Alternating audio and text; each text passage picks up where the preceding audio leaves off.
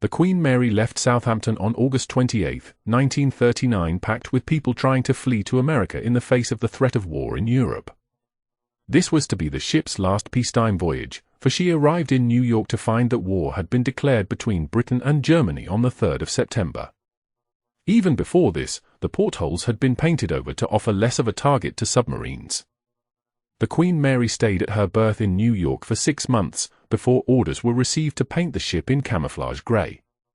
She then sailed for Cape Town, South Africa, and from there to Sydney, Australia, where her luxurious fittings were removed, and bunk beds were installed to enable her to carry troops. The Queen Mary then took 5,000 men to Gourock, Scotland. Later troop-carrying voyages were to take her all over the world, including Singapore, where she was dry-docked twice. Work was carried out here to service the engines, and the ship was even given guns on sun deck as a measure against both aircraft and surface submarines.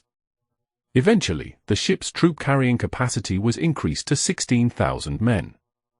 She could move an entire army division in one voyage, duplicated by her sister ship the Queen Elizabeth, which had also been adapted for troop carrying. Soldiers on board took turns in the bunks, sleeping in shifts as there were not enough bunks for all the men. It was rumored that Hitler offered the Iron Cross and reward to any U-boat captain who could sink either of the Queens. The Queen Mary's greatest defense against torpedoes was her speed.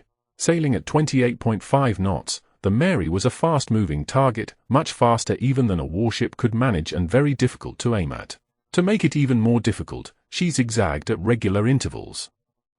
On the 2nd of October, 1942, the Queen Mary hit the escort Curacoa amidships, cutting it in two.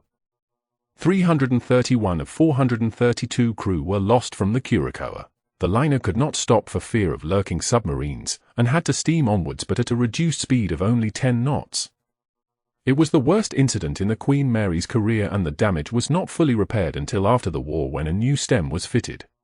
After the war ended, the Queen Mary not only served to take American and Canadian GIs home, but also the wives they had met and married in Britain. The Queen Mary carried about 10,000 brides along with 3,700 children. At this time, the bunk beds had been removed from the ship. In September 1946 she began a 10-month refit, during which she was returned to her pre-war condition and colors and resumed her normal transatlantic service on the 25th of July, 1947.